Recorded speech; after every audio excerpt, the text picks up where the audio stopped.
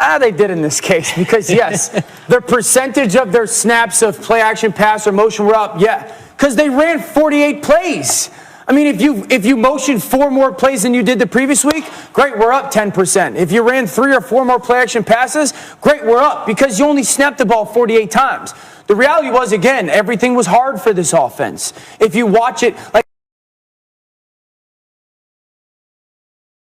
they got 3 points out of their 24 because the Hail Mary pass interference. They got 7 points because on 3rd down, Brady throws a check down to Shady McCoy, and he gets a hit to the helmet, questionable call by Harrison Smith. That leads to a touchdown. And then on 3rd and 5, Brady navigates the pocket and throws that bomb to Scotty Miller. So, again, everything is hard. There's not a lot of things that are easy on this offense.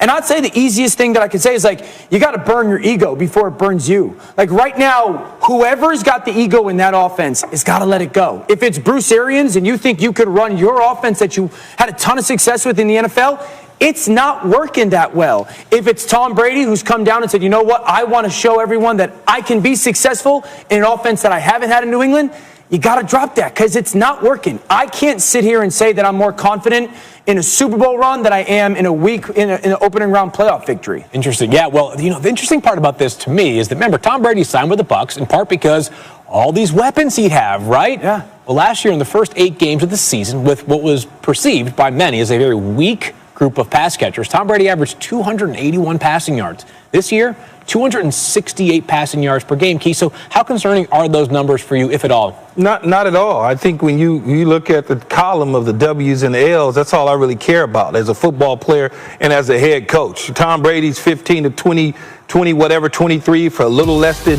200 yards, 2 touchdowns, no interceptions. That's all I care about.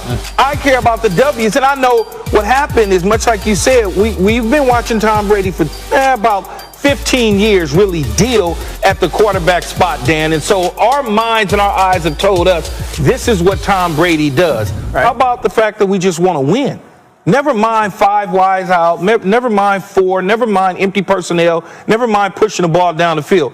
Being efficient, playing solid defense, and getting out with W's is all that matters. Yeah, we know W's matter, but it don't look good. And the W's mattered in Pittsburgh, and we starting to see their house fall apart. Listen, the Tampa Bay Buccaneers are no better team than when we saw them earlier this year. Yeah. And when we start talking about Tampa, they did not sign a quarterback to a 2-year, $50 million deal to take a year to figure out what they're going to do offensively. They brought Tom Brady in to be Super Bowl relevant this year. He's 43 at that. So when you look at Tampa, and yes, they're 8-5, they're trying to backdoor into the playoffs and have some successful things happen, but this team is not performing well. That's the bottom line. So now we getting into the conversation of the real part of the season, the second half, the playoffs, and what can they do? When we're projecting and looking at how this team has functioned, they are not going to win playoff games like this. They are not going to make it to the Super Bowl. And if somebody on the panel at NFL Live or somebody within that Tampa Bay organization can call me and say, yeah, we had a plan for the first year to be figuring things out and trying to see if we can get it going, and then next year will be the year with a 43-year-old quarterback, then I'll sit back and won't ever say anything about it. But that ain't what the hell they thought. Right. They thought when Tom Brady came, like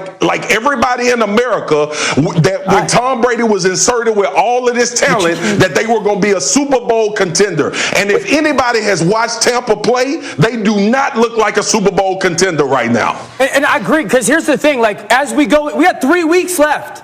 The playoffs start in 3 weeks.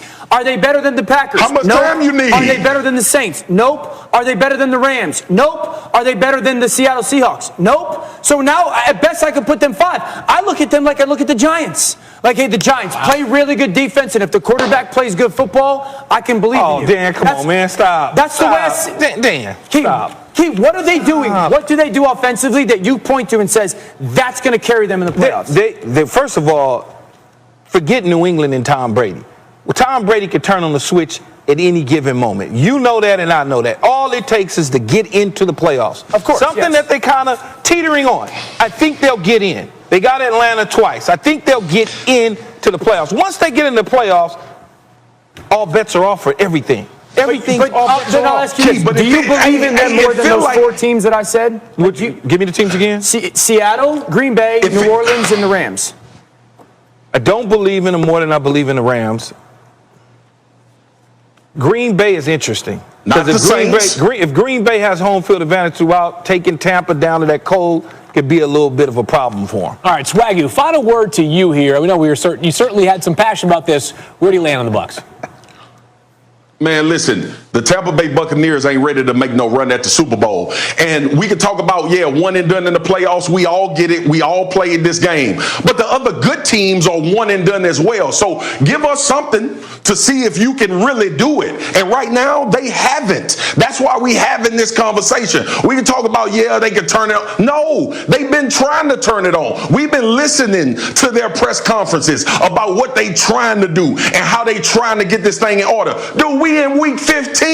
Like all of these other teams are trending in the right direction. Tampa comes off a bye week and looks the exact same as a football team. There is nothing that makes me think they can win the Super Bowl. I can't with y'all. They won the game. Here's the good news. Won. The good news is the debate will be settled on the field. But that's not the only team that's interesting right now in the NFC South, as we have a couple of injury updates. Let's get back to Adam Schefter here. And Adam, of course, the biggest injury update in football right now surrounds Drew Brees.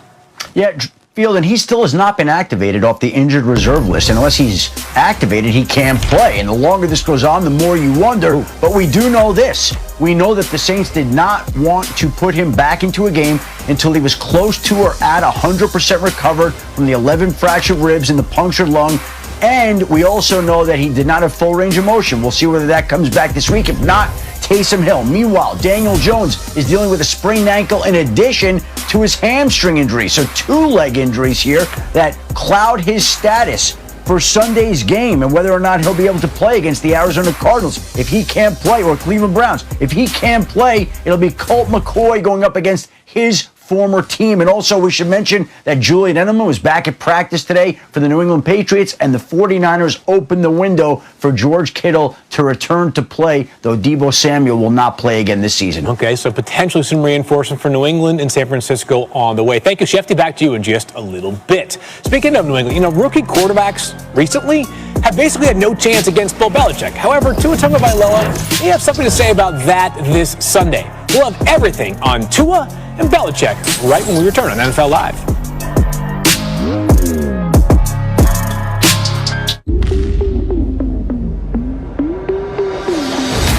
One shot circle in the block, 2 times,